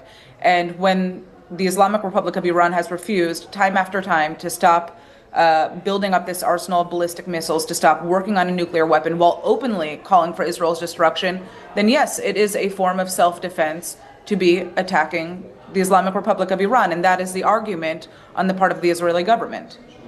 Okay, so stay on with me. I want to bring in Tom Cooper, who's the world's #1 military analyst, with Adrian Fontazella also here with us, another military analyst. Both of them are also part of this coverage. Tom Cooper, what do you make of this first strike?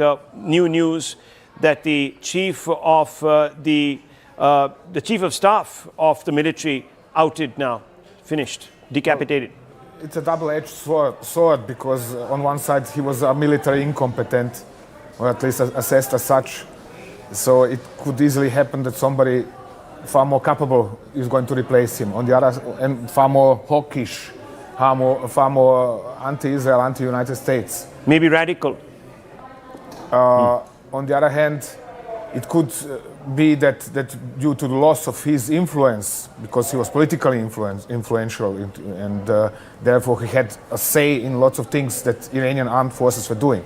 It could be that due to his demise, that there is going to be a sort of a mini power vacuum in regards of how the armed forces controlled and organized. But yes, it could be a double-edged sword as well. Adrian, we've been going down now the list, really, of military leadership in Iran. And I think my colleague here, Shivani, has got the details of who has been eliminated. Yes. How does this work? If you are depleting the leadership, how do people step in, and how are they expected to perform at levels of their predecessors? It's a pure matter of preparation and structure. So at first, if you build an organization which allows subordinate or regional commands, for example, to operate independently, just in case they are cut off from the higher command, it can still function. And then second, it is how well you organized your succession plans.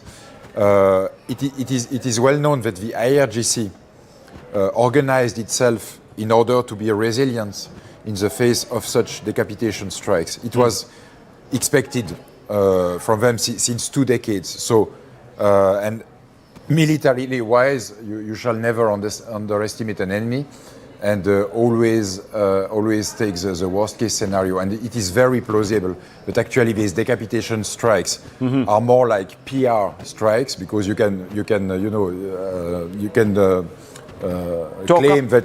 you had this head, and that head, and so you are winning. But at the end of the day, if you are facing an organization which is which has a built-in redundancy, then it is not very efficient. And this is demonstrated by history, because it was the case with Hezbollah, with Al-Qaeda, with Hamas, and all these organizations managed to survive decapitation strikes. Shivani, more news coming in. Yes, so we've got a confirmation now, and I think these are confirmation coming in from the Iranians themselves, that Aziz Nasrizzadeh, the Minister of Defense, has been eliminated in these strikes. So I'll just give you a list, Rahul, and for the benefit of our viewers just joining us, these are just the first set of strikes. 24 hours have elapsed since the first strikes began.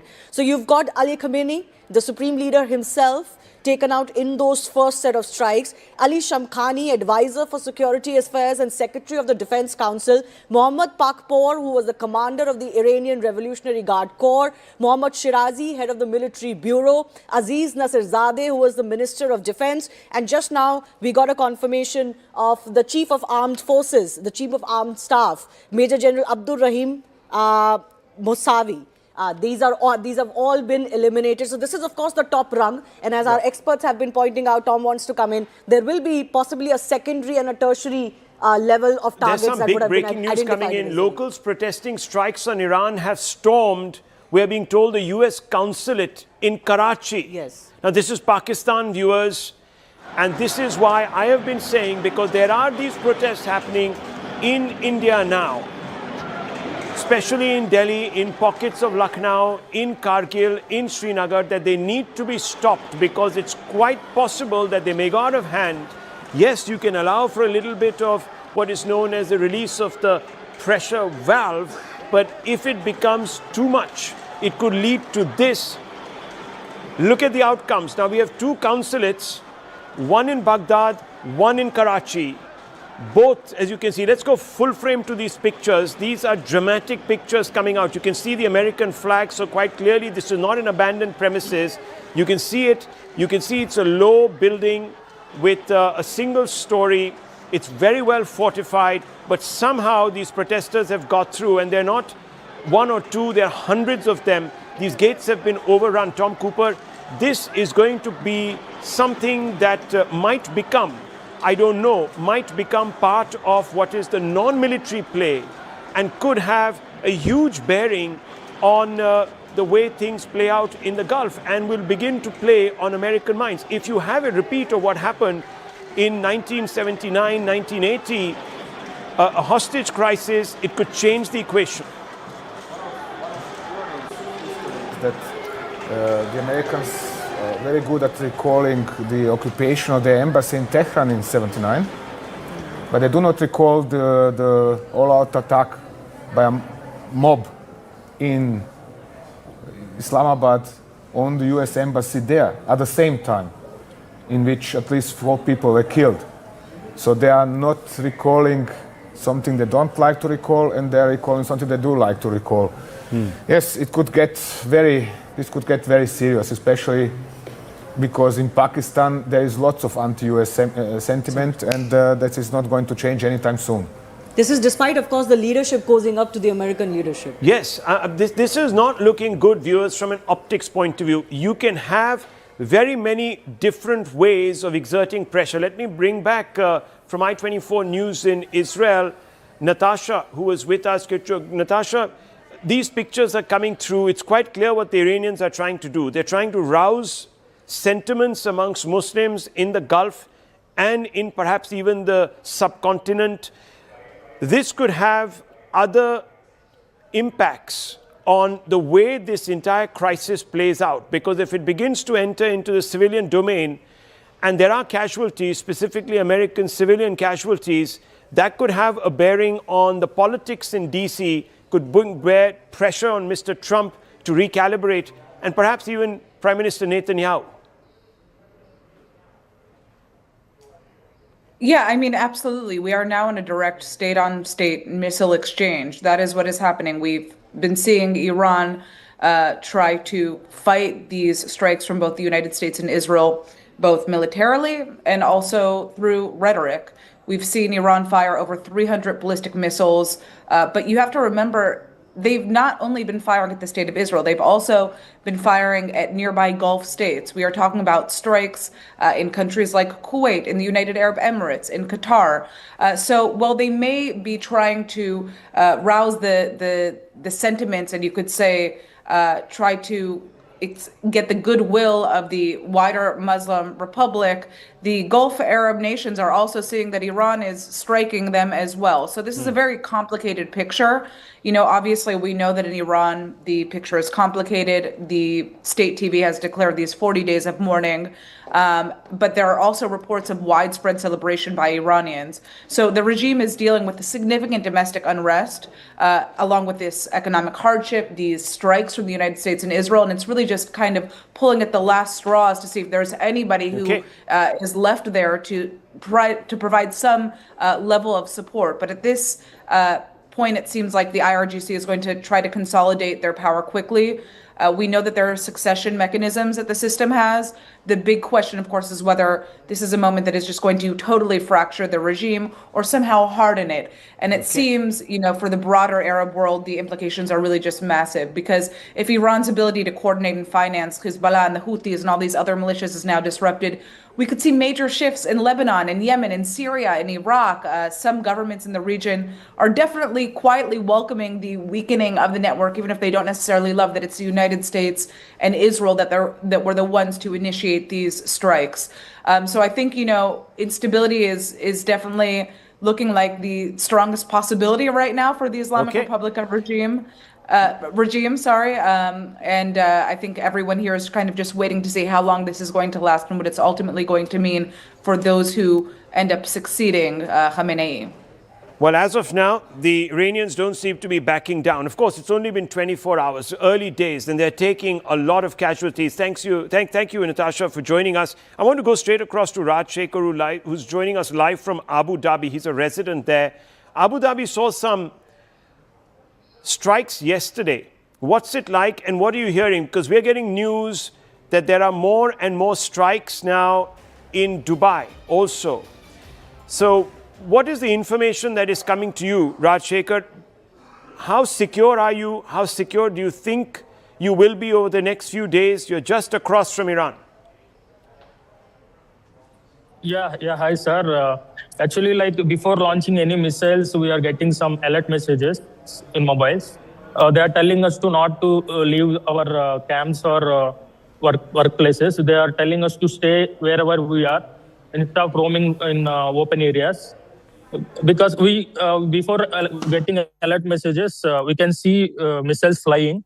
US, we stay here near 2 kilometers away from Al Dafra US airbase. We see US airbase people are counter-attacking those missiles with their missiles. So those counter-attacks happening and debris is falling down. Because of the debris only, civilians are dying.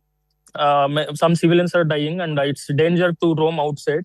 So it's better to stay in our camps or in our workplaces instead of roaming openly. Raj Shekhar, stay on with me. Stay on with me, because you said that you are close to a US airbase. How far is the airbase from you, and what's the activity around the airbase? I don't want you to reveal anything. I just want you to tell me if it looks like there has been preparation made to counter strikes.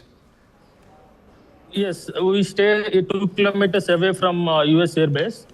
We can see here above the sky missiles roaming here and there before getting alerts. So after getting alerts, we can see missiles flying on the sky. Wow. But for civilians, it's not a problem if we stay in workplaces and also in our camps. But we should not roam here and there. Okay. If we roam here and there, it's very dangerous. So we're going to come back to you and check back with you in just a few moments. Stay on with us. You can disconnect, go back into a safe shelter. We don't want you to expose yourself or people around you. So thank you very much. We'll come back to you in just a short while. But viewers, there's also news now coming out of both Baghdad and Karachi. And this news is of massive, and we just showed you that attack that has just taken place on Karachi. Let's go to those pictures, Director Saab. Let's go full frame to those pictures. There you can see those pictures. Those are coming straight out of... Now just go to the picture to the right of your screens, Director. Let's have a look at the Karachi pictures only. Those are the pictures to the right of your screens. There are many more pictures coming in from Karachi. There you can see... Let's just only focus on the Karachi pictures. Can you hear me? Yeah. Let's open this up. Let's open this up. There you can see it. This is now quite overwhelming, Tom Cooper. This is something that has happened. The security wall perimeter has been breached. Are you seeing this as part of a unorganized public reaction, or could there be an element of sabotage, military sabotage? It is simply a prevalent public feeling, so to say, outburst of public feelings in Pakistan. Okay. So you don't attribute bigger motives. Now I want to go across to Dr. Anand Ranganathan. We also have with us Abhijit Iyer Mitra. Dr. Ranganathan, this is happening even in India now. And I certainly have been saying over the last 3 hours, clamp down on this because it could lead to much more. And you know where we have been with this in the past. We've seen Srinagar overrun when Nasrallah was killed, because there are a bunch of people in this country who think that they can get away by eulogizing bloodthirsty patriarchs who have imprisoned half their population and committed war crimes and all sorts of other horrible crimes against the rest of humanity. Good afternoon, Rahul, and good afternoon to my fellow panelists on a day with the incredibly fast-moving developments. I have very quickly 2 points to make before others come in. Number one, thank you for saying what you have said. You know, the irony is that the Iranians are celebrating the deaths of the despot on their streets, and the Indians are marching in support and crying. This is unbelievable. And as you said, this has to be stopped. I mean, let me give you a background. This guy who's been eliminated called India an oppressor state. He was the one who's killed tens of thousands of his own people. He's sponsored large-scale international terror operations like, funding Hezbollah and much worse. And here we have tens of thousands of Indians marching onto the streets in Kashmir, in Lucknow, and in other parts. This has to be stopped by the Indian government. And number two, very important point. The way this conflict moves forward is completely independent of what Iran does from here on. It is totally, overwhelmingly and wholly dependent on how America and Israel look at this, because please remember that a long drawn-out war will not be acceptable to America, because America has traditionally lost any war that has been long drawn out. Vietnam comes to mind, Afghanistan comes to mind. So the fact is, Americans entered into this war very swiftly, knowing that they need a regime change as soon as possible, because Russia, on the other hand, does not care. It may be a decade before its conflict with Ukraine ends. It doesn't care how many body bags of Russians come back.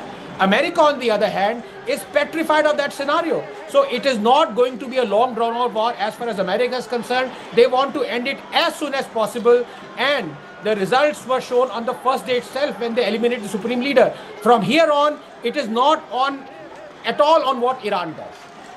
Oh, you think so? Let me bring in Zvika Klein, editor-in-chief of the Jerusalem Post. Thank you very much for being patient and waiting for us. We're also joined by Adrian Fontanellas, and of course there's Tom Cooper. And we also have with us Dr. Mordecai. Dr. Mordecai, there is an impression gaining ground that, at least as of now in the first 24 hours, that the Iranians will cave in. Do you share that? Do you share that impression? Because they've just elevated, and we had reported this about 2 hours earlier, Mortaba Khamenei, who is the grandson of the founder of the Islamic Republic of Iran. There's also explosions happening. 11 explosions have been heard in Doha, according to some reports. So there's all sorts of expansion happening of this offensive that we're seeing in the Gulf. Well, this is the result of the fact that Iran had many tentacles spreading all over the Middle East and beyond the Middle East. And now, after 47 years, that the world is suffering from the Iranian expansionism, now when the octopus is being challenged, now all these tentacles are being folded, and therefore you see the ramifications in many places. Definitely, it is time already that the civilized world will say to the mullahs that they should leave the scene, because they brought only havoc and destruction and bloodshed and killing and suffering wherever they were. And it's time that the civilized world will unite in order to get rid of them and to return to the normalcy which Iran was under until 1978. Okay, let's boost the gnat on those pictures. And Abhijit Iyer Mitra, I'm just going to come to you. Karachi को आग लगा दिया है अल्हम्दुलिल्लाह रहबर पर हमले का बदला लिया जा रहा है अमेरिकी कौंसल खाने को आग लगा दिया है अमेरिकी कौंसल खाने कराची को आग लगा दिया है अल्हम्दुलिल्लाह रहबर पर हमले का बदला लिया जा रहा है अमेरिकी कौंसल खाने को आग लगा दिया है अमेरिकी कौंसल खाने कराची को आग लगा दिया है अल्हम्दुलिल्लाह रहबर पर हमले का बदला लिया जा रहा है अमेरिकी कौंसल खाने को आग लगा दिया है There you can hear it very clearly. They're invoking the name of the Lord, and they're saying that they have avenged what has been going on in Iran. And this is happening. US Consulate in Karachi, the flag, according to the person that is speaking, has also been set on fire, at least at the lower level. The consulate has also been set on fire. You can see the flames. I don't know if they've been able to breach and go into the consulate. Certainly they've been able to breach the perimeter fencing and gone into the compound. So, Abhijit Iyer Mitra, what are we seeing here? There are also celebrations, of course, that are taking place. Videos coming through from Iran and the diaspora that are thrilled and ecstatic at the fact that the top leadership, so Khamenei, the defense minister and the chief of staff, all eliminated. So there's also that happening. Which way is this going to go? I'd also urge you to look at the massive protests for the regime mourning Ayatollah Khamenei that are happening in Iran as well. And there are people there who are not hijabis. They're modern secular Iranians also mourning. Let's remember that. This is number one. Number two, as far as Pakistan is concerned, you see every event. I've never seen a population more ready to come out and riot than the Pakistanis. Essentially, every international event is like putting bananas in front of a bunch of monkeys. They can't resist themselves, especially when it comes to embassies. This isn't the first time, like a fellow panelist pointed out. In 1979, they attacked the US embassy, burnt it down. And what I want to know is, where is the security around this consulate right now? The external security is meant to be provided by the host country, which is to say Pakistan. After an attack has happened, which you know can inflame tensions, where is the security around it? Where are the, the barricades and so on and so forth, the concentric layers of security that should have been provided? I don't know if you've gone past the American embassy in Delhi today. I'm not in Delhi, I'm in Madras. But my friends are telling me there is significantly ramped up security and barbed wire fencing and things like that that have come up outside there. Now, if Delhi is willing to take that precaution, is sitting in Karachi, why are they not willing to take the precaution? These things happen in Pakistan when the Pakistan government wants to send a message. Now, what kind of message? I don't know what it is. On one hand, they should be aware. Yeah. The Americans, this Trump regime has gone and once again warmed up and cozied up to Pakistan at the expense of offending India. And they've done it with complete and utter disregard for warnings that have come from every quarter about doing this. So, Abhijit, I'm glad that the Americans are getting a taste. I'm being very direct here. Do you remember, Rahul, in your last program when the Americans flipped after Sindoor? Yes. I told you I wish the Pakistanis on the Americans and I wish the Americans on the Pakistanis. You said that. I remember that. Now, is this going to change? Look, you're somebody who understands this. Is this going to change the mood? If there are casualties, American casualties, and we're very sensitive there. I mean, Trump is not the most popular leader, either in his country, and neither is Benjamin Netanyahu. If there are civilian casualties, and if this is today the US Embassy or the US Consulate, what's to say that tomorrow the Israeli Embassy and the Israeli Consulate in another country is not targeted similarly? Or there might even be a hostage crisis. What happens then? I'm sure there is going to be some kind of incident somewhere, because remember, not all security is equal around the world. This was bound to happen. I think both the Americans and the Israelis know that things like this are going to happen. I'm sure they've taken their own precautions within the compound as well. My real worry is with the external, out of compound security, which host countries provide. Now, you can be fairly certain that in countries like that are extremely developed and therefore have a good security force, like say the Emirates and things like that, or Bahrain, this won't happen. But in the less developed parts of the world, there is a high likelihood that some kind of situation like this will happen. I also want to point out, Rahul, if you noticed yesterday, when Iranian missiles were landing in Qatar, Pakistanis were sitting and cheering the attacks. They were saying, Inshallah miss ho jaye.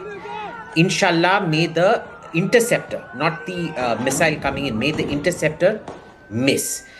In Bahrain, of course, there is, Bahrain is a Shia majority ruled by a Wahhabi monarchy. And they have a long history of antagonism with their ruling family out there. So in Bahrain, it is more understandable. But imagine Sunnis living in Qatar, supporting missiles attacking the place where they live, work, earn, send back money. This level of, self-sabotage is really, it's unique to Pakistan. You never find a country more adept at self-sabotage than Pakistan is. And of course, my greatest reassurance is the fact we can never do to Pakistan what the Pakistanis won't do to themselves. Very good point. Dr. Ranganathan, let's open this up and go a little deeper, because what we saw was a recalibration. There was a period when America had dehyphenated relations between India and Pakistan, and now we're seeing a recalibration under Trump, and he calls that failed general of theirs the best and his favorite field marshal. The failed marshal has become his favorite field marshal. Does Trump understand foreign policy? Does he even understand the situation on the ground here? Does he even know what he's up against in Pakistan? And I just written a piece a few days ago cautioning Sergio Gore, the US ambassador, saying, don't make the mistakes of the past. And I said, I've written an open letter and it went viral. So I want you to comment on this, because this is something which I think the Americans deserve to know, discover for themselves. A couple of points out here. When that rogue Kissinger said that to be America's enemy is dangerous, but to be America's friend is fatal, I think he can also include Pakistan in there. And I think Trump, there are two ways of looking at it. One, Trump was wholly ignorant about the history of Pakistan and the way Pakistan behaves. Or two, he knew exactly how Pakistan behaves. And I'm inclined to believe, I think the latter, because Pakistan, let's take it, is a vassal state, is at the beck and call of America. And any state that is in that situation, it is up to America to dictate what goes on internally inside Pakistan, because they know very well they control everything that Pakistan is going to do externally. So if this is happening, and if the security that at all times has to be more heightened than anywhere else, any other US consulate around the world, and they let the mob in, you have to accept the fact that this is all premeditated, that this has been done in consultation with the states. What could be the repercussions of this? Number one, America is trying to assuage the situation, maybe put pressure to, as I said, it is in America's complete interest to end this war as soon as possible. In their interest, they will go all out to do that. They are petrified of body bags, and then the entire insinuation of Epstein will, it's already bubbling in the American Washington circles that all this has been done, like what Clinton did, years ago in Somalia. So to kind of put that at bay, America is trying at least 3 or 4 things. Yes, on the ground, but more so diplomatically as well, and also conniving this kind of thing to happen in Pakistan. Now, let me tell you, viewers, the psychological optics and the impact of this on American diplomats and perhaps even Israeli diplomats in different capitals of the world, especially in those, as Abhijit Iyer Mitra was telling us, not very developed. And Chief, I'll just come out to you in a few moments, and thank you for being so patient. But I'm also going to show you pictures now from Dubai, viewers. The streets are emptied out. It's a ghost town. This is the marina. This is overlooking where all the hotels are. This is the marina where you can see all the big billionaire boats. Not a soul. You can only hear the crows and a couple of birds chirping in the background. This is the psychological impact. This is a city that aspired towards a glitzy modernism, a reinvention away from the oil economy, brought to an absolute halt because of this particular conflict and Iran's very targeted and specific strikes on some of these Gulf states. They have the most to lose, of course, viewers, because they were counting on becoming like the new Londons of the world, for example, attracting the services sector, lowering taxes to get in business, and so on and so forth, to kickstart an evolution away from fossil fuel economy. And that is crumbling here, Tom Cooper. This is going to cost these economies a lot. People won't come in. There's going to be long-term instability, people looking over their shoulders. We know this because Delhi went through that. India went through lots of terrorism by proxies. You couldn't see these enemies. They were in the shadows. Sanjay Suri is there with me also. And this is something that will have to be calibrated. This is the human cost. Yes, we've seen last year during the Operation Sindhar, India lost in a matter of, what was that, not even 4 days, 80 billion or something on revenue, on income. So this is likely to go several times higher than that. And primarily because, well, certain people want to have it their own way and no other way. Yes, Mr. Fintunez, Speaking from the perspective of the Qatari, Emirati and Saudi also, I think it is a very important shift because they were allied to the US and they were relying to the US for protecting their best interest. And in a sense, with this operation, it's crystal clear for everyone involved that their protector does not care about them and does not care about the cost. They will have to pay for this combined Israeli and American military operation. And I think it is important because they might be inclined to find in the future other security guarantees, maybe by an alliance between themselves or perhaps even China. Okay, let me just go straight across to Sanjay Suri. 1 second, Doctor. I'm just going to come back to you in 30 seconds. Sanjay Suri, a simple and straightforward question. I know that you will have restrictions upon you. You can't be speaking about, obviously, the security situation in Israel. I know there is a code, so I'm not even going to take you there. But I'm going to ask you a specific question or two. Why has Iran attacked everyone in the Gulf but Oman? What's happening there in the backdrop? And secondly, most importantly, and this is something that has struck me, what is the appetite really for what is known as a long contingency where war could extend more than 4 or 5 days in Israel? Well, the first question, Rahul, it's very clear what Iran's tactics are.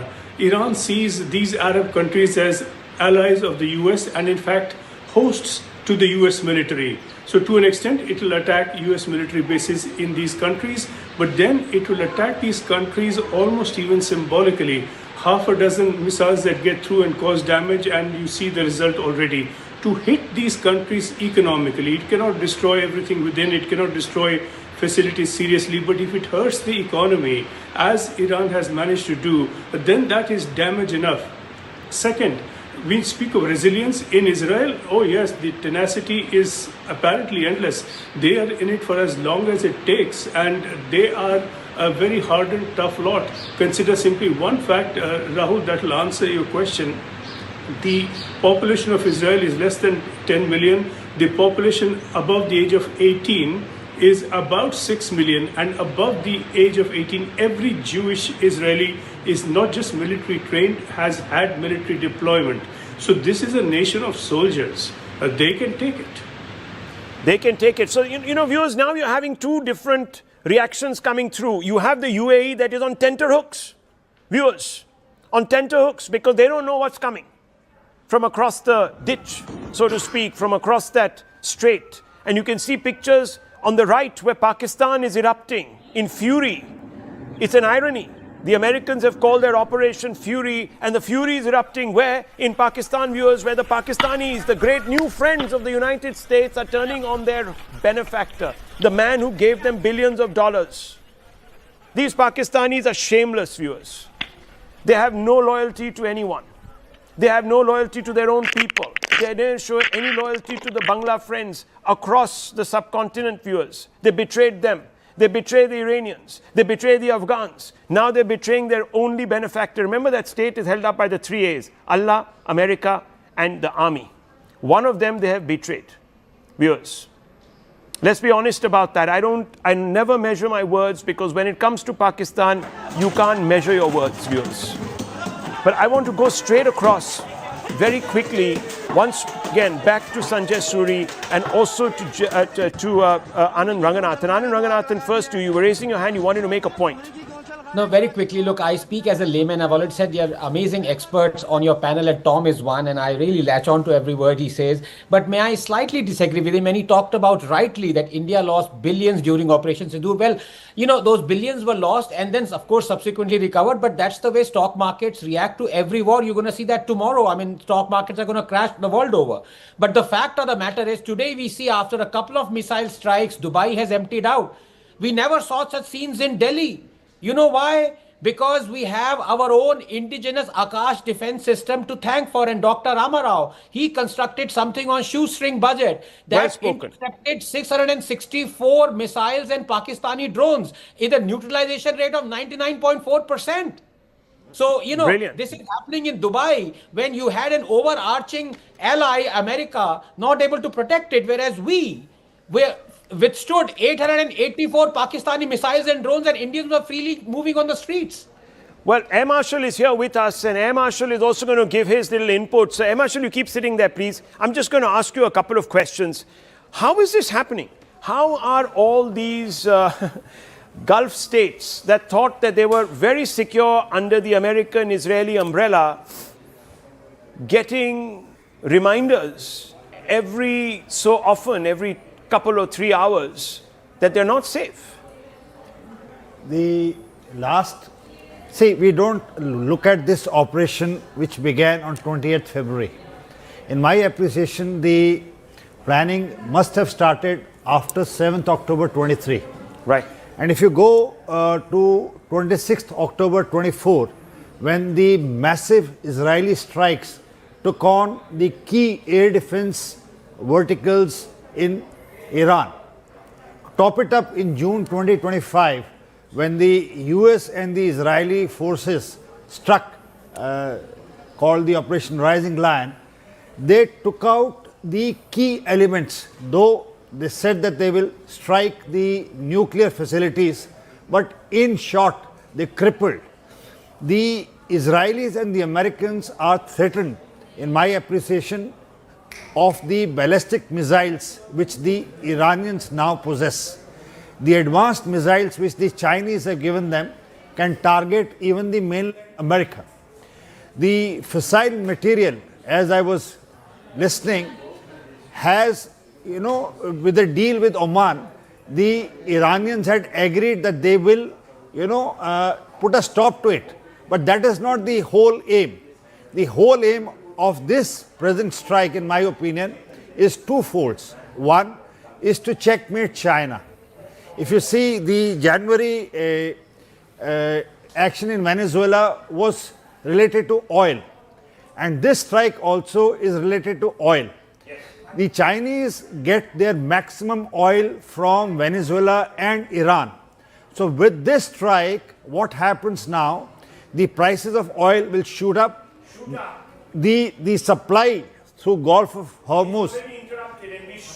Saw that picture we showed you, how the entire Gulf was actually completely log jammed there. That particular Strait of Hormuz, beyond a point, completely emptied out, and there's a warship there also. What you're seeing, viewers, the mob has entered the US consulate in Karachi. This is the same country that till yesterday was swearing allegiance to America, whose leaders were praising Trump, saying that you are a great man, that you are deserving of the Nobel Prize, that we are going to hypothecate our forces so that you can use our forces to go out there and maintain peace in Gaza. This is that same country, viewers, Pakistan. Look what they've done. There's shots ringing out. There's all sorts of disruption. There are flames. They've entered the entire compound. Is there going to be something dramatic unfolding on the ground there, viewers? This is a dramatic twist playing out.